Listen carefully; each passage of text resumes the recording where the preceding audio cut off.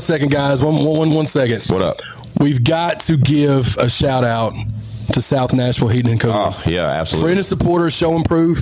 Also, the longest running sponsor of I Got Some Shit to Say, the podcast. Absolutely. Look, man, South Nashville Heating and Cooling, where quality and craftsmanship come together. They've been doing this since 1985. That's almost 40 years of service. Expert designs, quality installations, superior service. Absolutely. And let me tell you something. What's that? Tell me. I feel confident in the fact that South Nashville Heating and Cooling will keep me warm in the winter. For sure. It'll keep me cool in the summer. Absolutely. Matter of fact, these middle months, you'll be comfortable even then. Absolutely, dude. Y'all know the deal, man. South Nashville Heating and Cooling. We love those guys. Y'all see the name. Y'all see the number. Tap in. Feliz cumpleaños. Always. Damn.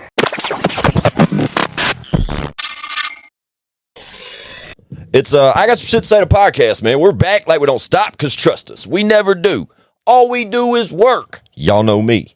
Fuck you, Squints. That's right, R.I.P. Whizzle fizzle. Forever and always. With me as usual, right next to me, I got ChadArmesTV.com. Yeah. Shout out Chris Mullen. Shout out Chris Mullen, dude. Shout out Chris Mullen. Where'd that one come from? You know, I thought about old great 3-point shooters from the 80s. He was. Chris Mullen came up. Number 17. Absolutely. Right? With us today, special guest. Dude, I've been stoked about this guest. I'm a fan. Chad put me on this guy's music just recently, and I'm so fucking excited to have him with us today. Ladies and gentlemen, we got Big Trip in the motherfucking building. Let's go. Very nearest to Cody. Yes. I go by Trip, but when it came to the rap time, it was Big Trip or Lil Trip, and I said, I'm gonna be Big Trip. Okay. That's how we're gonna do it. I get it. But I appreciate y'all, man. I appreciate the hospitality already. Nashville, we're here. Big Trip is in the building. He definitely is. Dude, I'm a fan. I just recently caught wind of Big Trip when my buddy Chad Armes told me about this gentleman, and Chad knows, like, I got a baseball history myself. So any artist that I hear, like, he used to play ball and it be on the diamond, I'm absorbed. I'm on it. I got to know more, right? And then the first record I heard from Big Trip was Vicious, right? Currently available now. Monster fucking record. Bro, the first time I hear it, I just keep running around saying double law got stars in the roof. Bro, it's like, so it just sticks with me. But since then, I've been embarked on a rabbit hole of Big Trip, right? Yes, but it's been interesting to learn a little bit about you, bro. So I was so stoked to have the opportunity to have you over today and us just talk some shit, man, and let the world know a little bit more about you. The words mean a lot, man, for real. So I appreciate it, but yeah, man, that Vicious one, that one's going crazy right now. So that was the most recent music video we shot. So like you said, man, just go. It's doing numbers. Listen to it. Yeah, it's doing numbers. Looking good, man. Who shot the video? So my guy Hunter, he's out of Nashville, and shout out my guy Solo too. We helped put it together.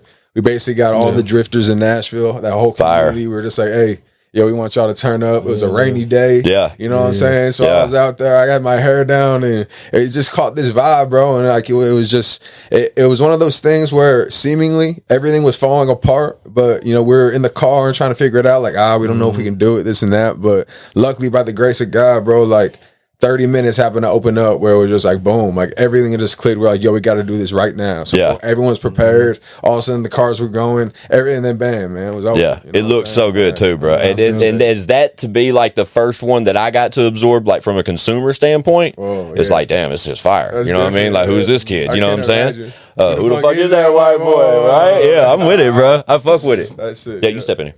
But with all that being said, in the same reference, in the same sentence, as I talk to Chad more and more, he tells me about you're in and out of the city a lot as of recently, as of Nashville. Like, it just seems like you're, but then I start reading more about your story or seeing past interviews, et cetera. It seems like you've been a little bit of everywhere. Man, everywhere. Right? So New York, born and raised, Westchester County. So about, 20 minutes outside the city. Okay.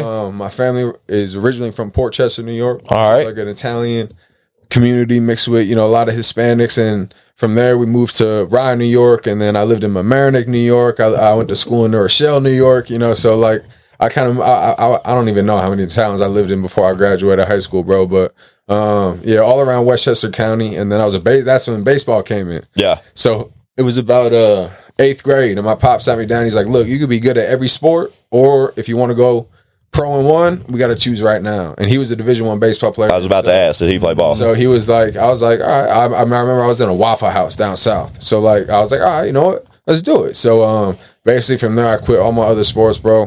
Just dedicated my whole life. And then by the time my sophomore year of high school came, I got my full scholarship to Elon University down south in North Carolina. Fire. And then went back to public school, acted a fool, and then, you know what I'm saying?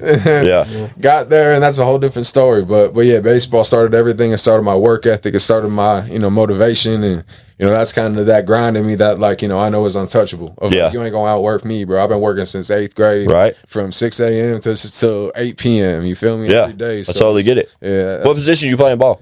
So I was my biggest prospect was when I was a catcher, but then I had an ankle injury. But I started off as a shortstop just because I was athletic, and then I was like, yo, if I was a catcher with my body, my athleticism, I'd be a top catcher.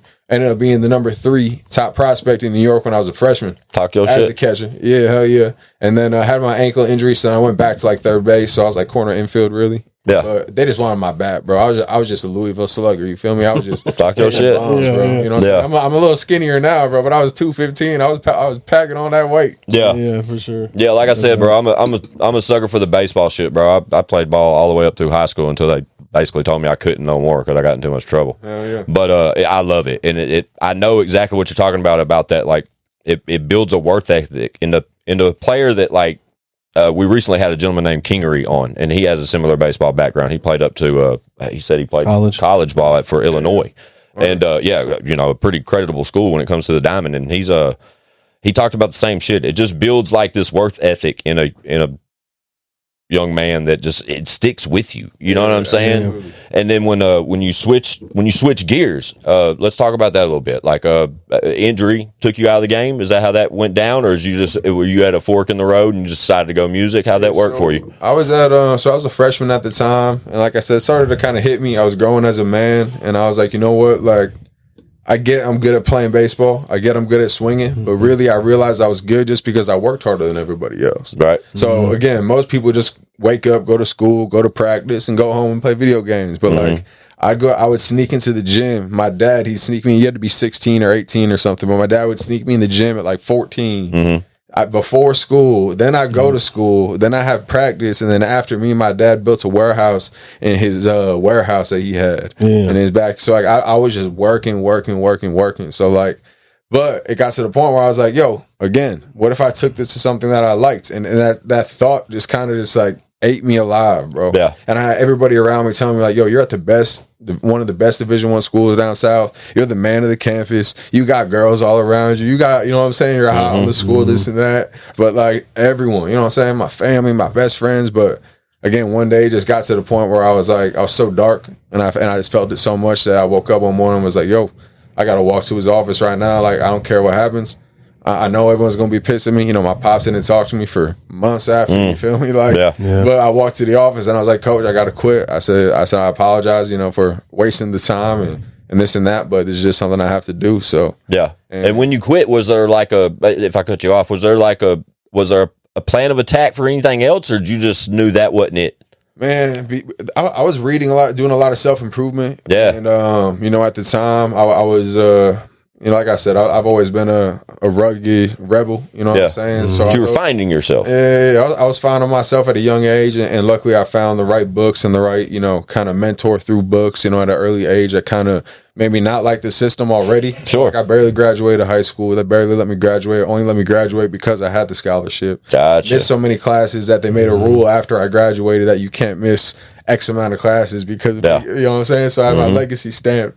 But you said there was like in one of the interviews I watched, you said you like 400 something classes you missed or something. So basically, because I was transferring school so much, you just forge your parents' signature. So every day I'd sign in at 12 o'clock or I'd leave at 12 o'clock. Gotcha. So I ended up skipping half a year of school, and they just didn't even notice. You know what I'm saying? Like, hell yeah. Until they noticed. You know what I'm saying? At the end, they're like, superintendent, this and that, and I'm just sitting there like blah blah blah. And my mom's pissed, this and that, but.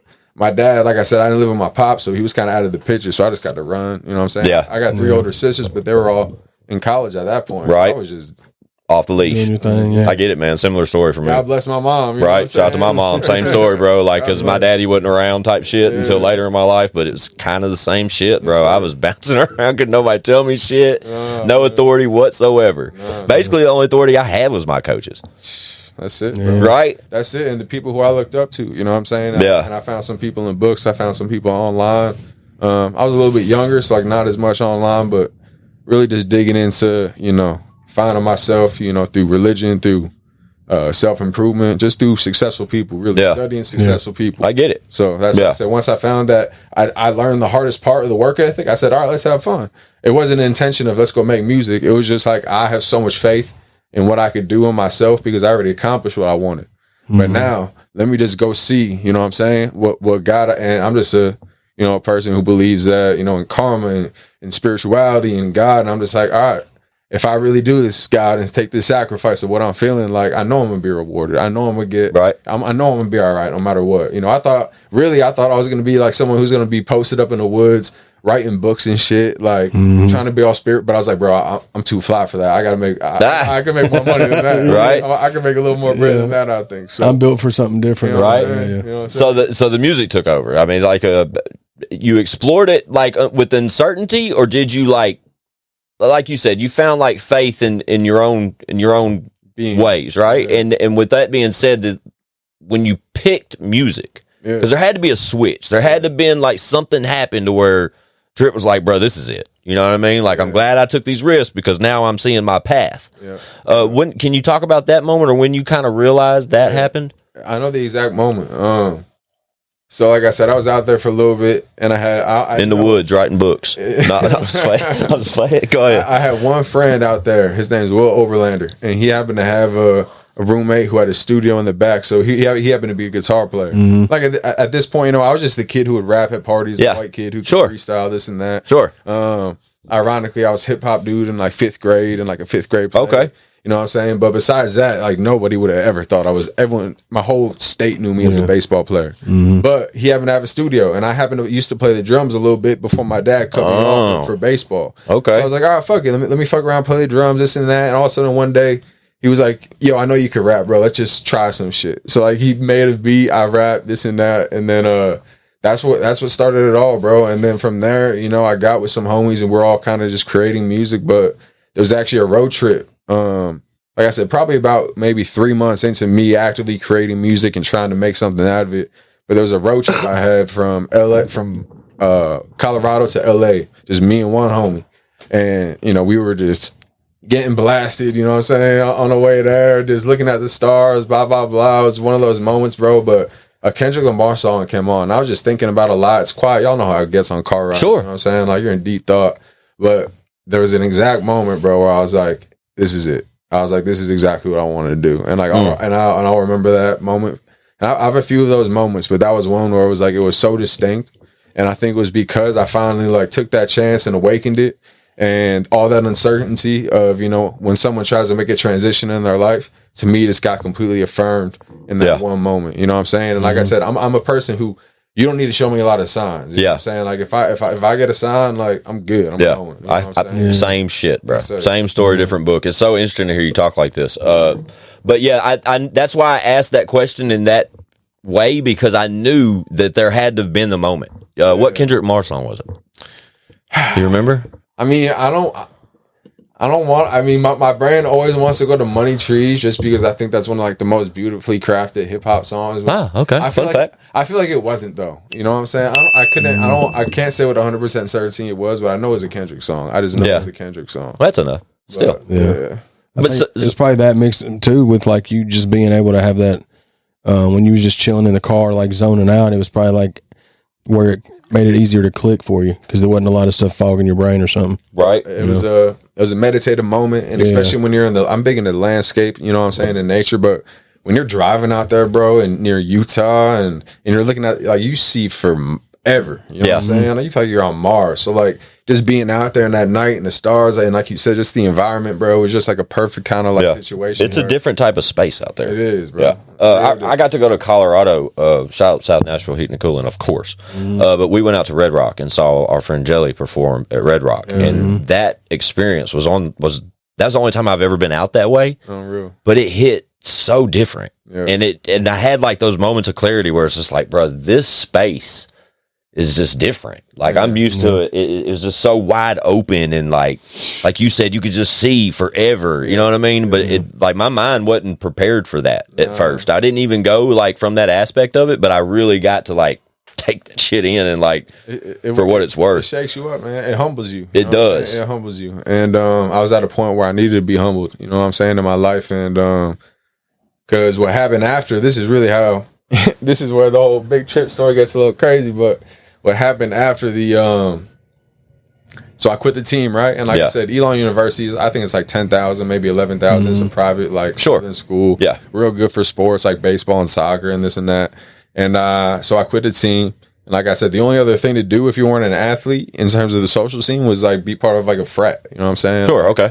Besides that, like, again, I didn't know people. I was like hot, kind of coming off of like, oh, he's a big, you know, scholarship and he quit. He's a bad boy, this and that, blah, blah, blah. So I had like this little buzz around me. Sure. So I had frat people coming to me, this and that. So I ended up like joining for like a little bit, bro. It's his fraternity and like, whatever. Shout out my guys. But like, got to a point where it was at the end of the year, bro. But again, my mindset is so 100% or nothing. I was like, fuck it, I'm gonna be the best partier on campus. Right. Like, I was like, if I don't know what I'm gonna do yet, I'm gonna figure it out. But at the time, I was like, this is fun. I was like, I never got to be off the leash like this in terms of freedom in my life. It was the first time I wasn't actively chasing a dream too. Yeah. So I was like, I'm just gonna be the best partier on my. Why not? You know what I'm saying? But it led me into a coma.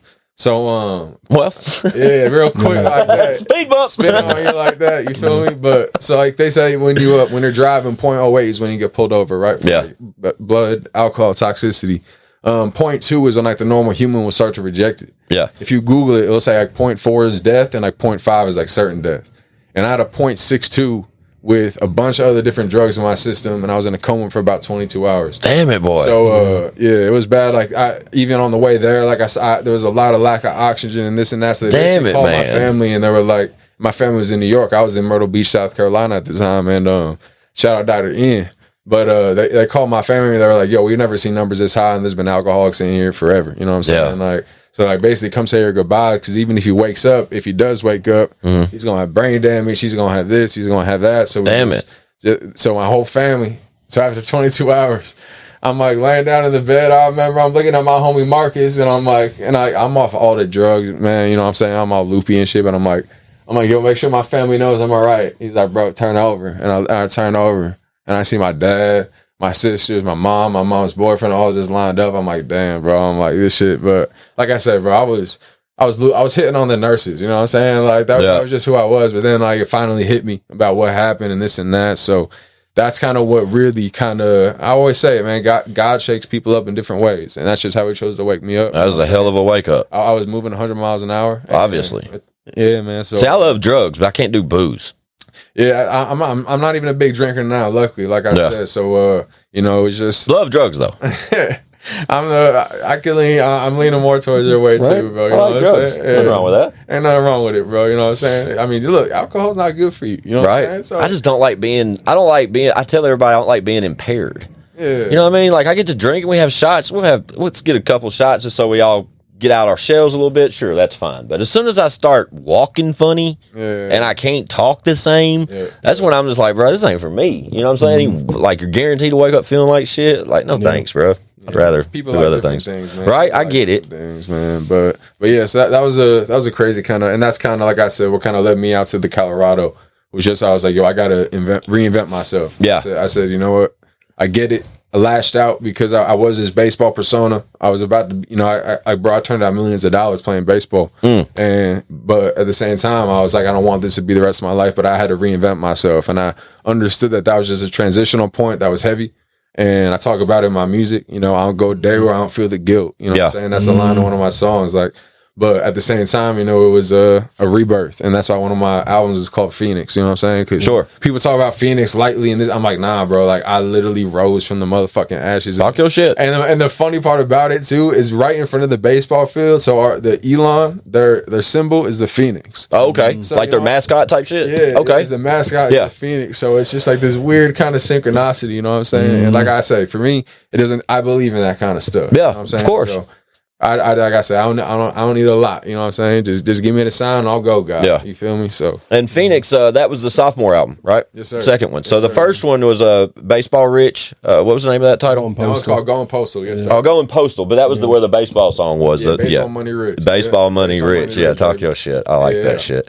But then in the Phoenix, and then as of recently, Wild at Heart. Yes, sir. Right, and that's sir. the one containing Vicious and so forth. There's some monster records on this one, but I see, like, just from a consumer standpoint, and we haven't met until today, but I see the progression of you as an artist. It's undeniable. Like from that, when I listened to the 2021 project, and then fast forward to the Wild at Heart, there's a big transition there. I can hear you turn into a rock star. Man, I appreciate that. You know what I mean? For what that's worth, that's a cool bar. If you had, I mean, like a cool statement. I'm not trying to be disrespectful at all, but I literally see like you, like, I guess hearing a little bit about your story now and how you like kind of had to figure it out, and like the music kind of approached you, and like it happened this way. Yep. To hear that, and then to see the catalog, the way the catalog's kind of, I wouldn't say switched up, but just developed into the Big Trip the world gets now. Yes, sir. It's dope, bro. I appreciate it, man, and that's always the thing as an artist. It's hard to view from the inside, you know. Yeah, so your words mean a lot, and you know, as Chad knows too, man. It's music and artists. It's all about finding your sound. You know what I'm saying? Everyone's always saying, "What's your sound? What's your sound? What's your sound?" And no one's ever said that I've sounded like something. There was like, "You sound so different. Like it's different. Like you sound different." And for me, it's just like, finding my sound is just finding my person, you know what I'm saying, and growing with it. So like I want my music to reflect my growth as a person, sure, and reflect my growth in terms of how much work that I've been putting in. Absolutely, you know what I'm saying? Like even we dropped Wild at Heart this year, probably at least 50 songs went into making Wild at Heart. Then we dropped 3 summer singles. The next one's about to come out with Levi Humming out of Nashville. That one's dropping on the 6th of September. Oh, dope. Yeah, Levi Humming, he's signed with the Jonas Crew. He does some cool stuff out here. How's that name, bro? No disrespect. God, that sounds so familiar. Yeah, it does. Yeah, no, he's doing some good things. He's a country artist, but it's a rap country song we try to do. But on top of that, like I said, I'm gonna do another mixtape. But because I just, man, like I'm an athlete, bro. So like again, I was playing baseball every single day. So for me, I built the studio in my crib. I said, even though it may not be the final version, I'm gonna make sure I get my shots up every day. It's like that's like your practice field. That's it. Yeah. You know what I'm saying? Sometimes like the practice ones could be the best ones. You know what I'm saying? Facts. You know what I'm saying? And it's just about, you know, that for me, it's just consistency, man. Just be consistent with it. Always stay consistent with it. Always adapt to the changes that's happening. You know what I'm saying? Not only on the media, but in the sound. You know what I'm saying? Because the sound changes a lot. Yeah. And I'm not someone who, you know, likes to go with trends. I like to make, you know, music that I think that's going to last forever.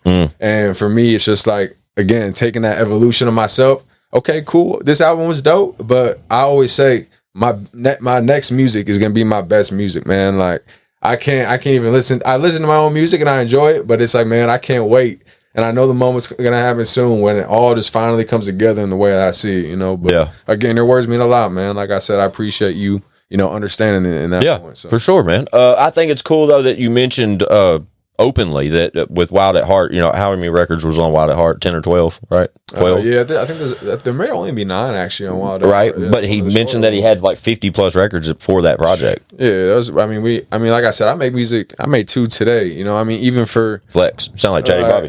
It's every day, you know. So like really, this whole year, I probably made hundreds of songs, but at the same time, it's like I know which ones, you know, and I'll separate the ones that I'm like, all right, these ones is fire, you know what I'm saying? I'm putting them to the side. But even when I put the fire ones to the side, it's like 30 that we got to choose from. And then that's not a bad problem to have. Narrow it down. But then it's also, you know what I'm saying? I'm not just trying to put out, I like to be, especially with the EPs or the albums, I like to be more conceptualized. And Wild at Heart, to me, I wanted to make, you know, music for the warriors. That was my goal with it. I was like, everyone's going through some shit, you know what I'm saying? Especially guys like us, entrepreneurs, you know what I'm saying? Anyone. You could be an athlete, you could be anyone. Life is hard, you know what I'm saying? But for me, I wanted to make like that background music to that person who's willing to fight, you know what I'm saying? I can see that. And not fucking give up and just be like, yo, put this shit on, bro. I'm here with you. Wherever you're at, you know what I'm saying? If you're working out, I'm there with you, dog. Let's go. Let's get an extra rep in. If you just got hurt and something's going wrong, you're like, boom, I got you, dog. Listen to this shit. You know what I'm saying? It's like, a hugger on your shoulder, no Diddy. You feel me? Like, right, no Diddy. It's love, bro. Like, I love this kid. It's all love, but at the same time, it's like, yo, I want to get you going. And, Yeah. that's what this next video, Get Back, we actually just finished shot. That's the whole kind of song of Get Back is gonna get your life back, man. You know, I'll be damned if I don't get my get back. We all Talk been your burnt. shit. We all been burnt in our life. You feel me? Like, Yeah. so it's like, yo, look, y'all can whatever. Take the bread. You know what I'm saying? Take the bread. Just wait a little bit. You're gonna see me on time, and that bread's gonna mean nothing, bro. You're gonna wish you never took nothing from me. What's the rollout look like on this next single?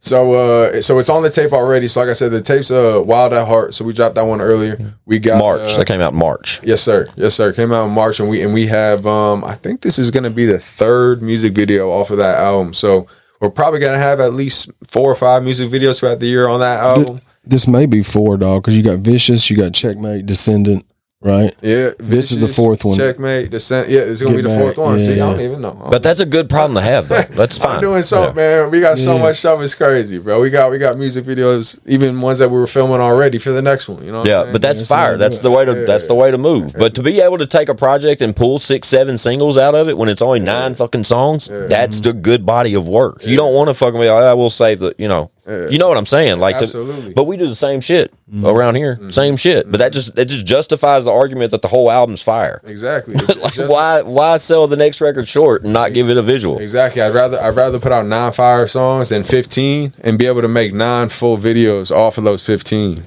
Because you know what I'm saying? At the end of the day, if you got 9 videos, again, we're in a world where content is king right now. You got 9 videos, you got 500 pieces of content, bro. Like, It's like, like, why are you gonna put a song out if you're not gonna make a video? Yeah. Why? Because if you don't have the video, you don't have the clips. If you don't got the clips, you don't got the TikTok. That's what you it's don't about, bro. Like, it's unfortunate. It truly is. You know what I'm saying? That's why I always say, excuse me, business is about. I mean, being a musician is 1%. Being an artist, unfortunately, nowadays, bro. Like that 1%, you got to be you got to be nasty. You know what I'm saying? You no matter what, you got to be in your bag. You got to know at any time. Boom, go in the studio, record. You know what I'm saying? Just like I've been to some of the biggest studios in the world with the biggest artists. You got to be ready. But at the same time, 99% of this shit is marketing, is Instagram, is Big this facts. and that. And unless Absolutely. you have a label who's helping you do it, man. You're taking a kid who wants to be an artist, and all of a sudden now he's a content creator. Right. You know what I'm saying? So all of a sudden now the emphasis on just being in music and the term, A&R that used to be in labels and artist development is gone. Yeah, you have to A&R yourself on the fly, kind of. That's it. Because the numbers tell, bro. They all got the same data bank. So if something pops, boom, let's talk to them. Sign for some quick 2-year deal. Boom, they're gone. Next trend. You know What does your label scenario look like? Are you independent still? So so I made my own record label. So it's Disrow Park Records is my record label. Started in 2021. Disrow Park was a baseball field that me and my father would train at like every day. Love it. So I brought a full circle with it. So for me, I do work for myself, do some artist services, help some other people out. I'm not really in a position right now where I'm looking to sign. You know what I'm saying? I got a lot of people who work for me and this and that, but I got a distribution deal with Sony Orchard. Okay. So, fire, bro. Good for you, man. so they're taking care of the distribution deal. For right now, I tell people all the time, I've turned down more money than I've ever seen in my entire lifetime's 10. You know what I'm saying? For record deals, for this and that. But when you get into the fine print of it, a lot of the times you don't understand what you're signing up for. And, it's cliche, but you just got to be careful. I get it. What's in the fine print. So, And like with you, I guess that probably goes along with you being the type of spirit that you are too, because that stuff's not really what's most important to you anyways. Because you're more, like you said, you meditate and you're one about, karma and the signs and stuff like that and the universe and all that. And when you're like that and you're that in touch with that, the money shit is not what's moving you anyways. Yeah, absolutely. And I think luckily because of my brand and because, obviously music is my platform, but at the same time, I run marathon. I hate running, bro. But I talked to my manager. I said, yo, what if I ran a marathon, I put some stickers on me like NASCAR with some brands. I said, we get some bread, right?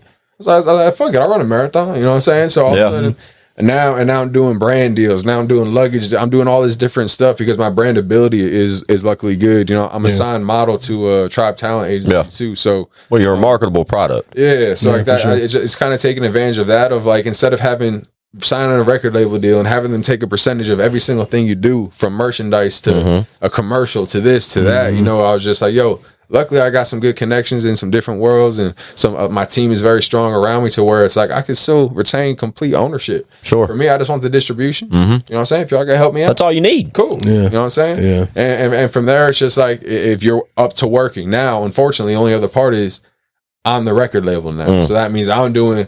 Guess who's booking the show? Yeah. Right. But luckily, my pops told me, he says your reputation is all you got. So luckily, I've done over 110 shows in the country, few international shows, but everywhere I've been, man, my reputation and my name has just been strong to where, hey, yo, what do you think about doing a show? You know what I'm saying? When I call people up for my tour and this and that. Yeah. And just because it's like that, it gets going. So That's like interesting. And boy, like you said, you're not really having to cater to other artists either.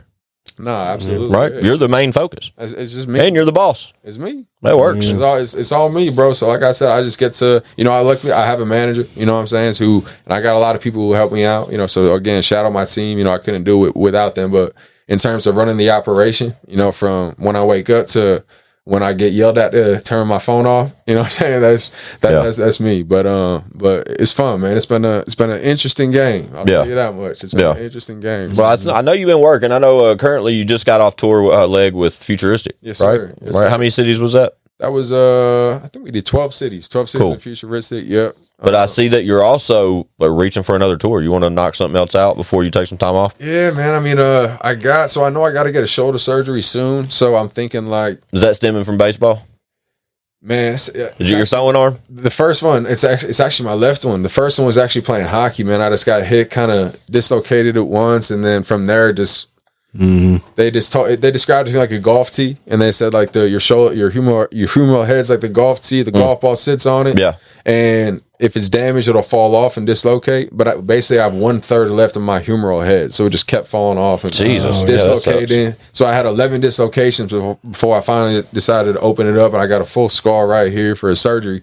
And that was back in 2020. I got the surgery, but recently, again, bro, I'm a medical mystery, but I had a seizure, and when I had the seizure, I was at the gym and I fell forward, fell on my shoulder, and all the bolts and nuts that are in there dislocated, fucked it all up. So while I was on the tour performing, people can't tell, you know what I'm saying, because I'm an entertainer, I'm gonna do my job. Yeah. But my shoulder's dislocated. Yeah, you can leave it stiff. Look, I follow you. Playing hurt, dog. You're playing hurt. I'm playing hurt. That's all it is, bro. And I talked to my manager, and she's like, "Yeah, I saw it come out." Like, cause she could tell, cause she's in so many of my shows, but like the crowd can't tell and this and that. But I'm like going through it. But again, you know what I'm saying? It's part of their job, bro. I ain't complaining about it. Like I said, a lot of things could have been worse.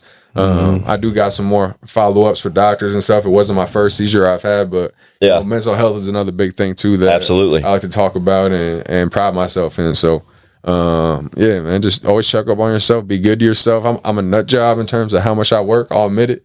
I put a lot of pressure on myself, but I think this last seizure, I'm very stubborn, but this last seizure kind of, shook me up to be like, hey, take a little more eye-opening about rest, etc. Yeah, because again, man, it's about the people around us. It's not just me. It affects everybody around me, my family, and that's the kind of part where I want to, really look after and make sure they know I'm okay and this and that. But my crazy ass still signed up for the national marathon coming up. So yeah. So talk your shit. That's impressive, man. I'm gonna be all right though, bro. Well, it's been interesting to sit down with you today, dude. But I was so anxious to do so and learn just a little bit more about you. But to hear the way you speak and carry yourself, Trip, is impressive as fuck. To hear that you're still only 29 years old and you're 3 albums into your career, and to hear the mental clarity you have of self-awareness is really fucking dope to me. Because I have the same characteristics that you described to a T in so many categories you went over today, but I didn't have them at 29 years old.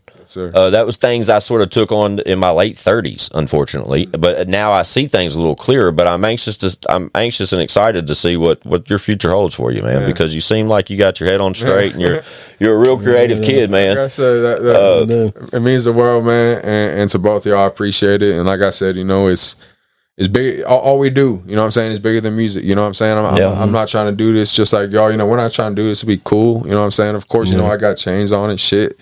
But at the same time, it's it's helping people. You know what I'm saying? And especially with young men and guiding them. And, you know, absolutely. We live in a weird time right now, and it's just, you know, trying to be a good role model for people. And like I said, just love, man. You know, big facts, dude. Just don't dive into the wrong stuff and dive into the right stuff. You know, don't dive into the dark stuff, dive into the light. You feel me? But again, I appreciate y'all, man. And yeah, thank you for having me. Dude, fun fact, like we mentioned it earlier on, but there is a collaboration between these two coming in the near future, and that right there excited the fuck out of me. Because when I really think back, Trip, I think when I first saw Trip, or the visual, it had to have been Vicious. I'm 90%. We were sitting right here, and I showed you Vicious, and I was like, "Man, this dude's super dope." I think we finna. Yeah, and then like started playing, and I like turned to it, and I'm like, "Who the fuck is this?" I'm like, "What is this?" And he was like, "Oh, dude, this is my homie Big Trip. You know, we've been talking back and forth, and I think I looked at Chad, I was like, "Bro, I need." He was like, "Yeah, bro, he used to play ball too." I'm like, "What?" Like, he's got to pull up. Like, I got to know more, and that.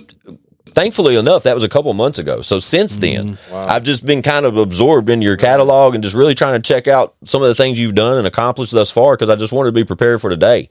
But to sit down and just have an open conversation with you, man, and just learn a little bit more about you, it's impressive shit, man. And I just want to see, you win. So but just know your place here, and I got some shit to say.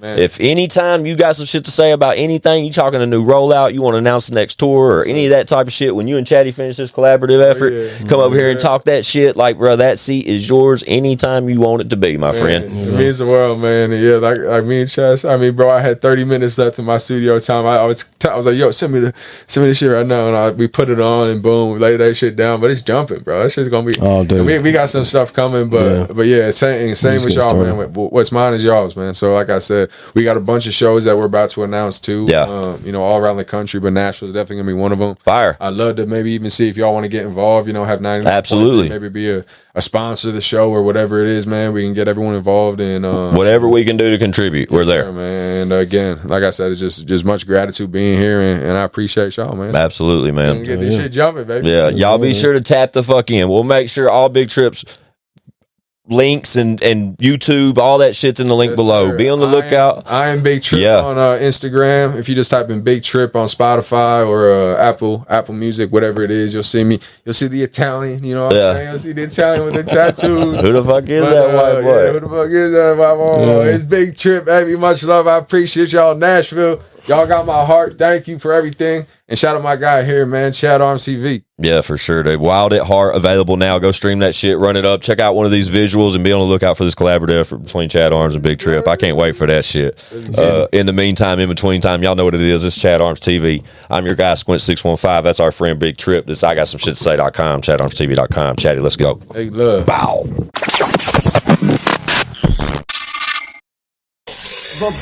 Bitch, we got views.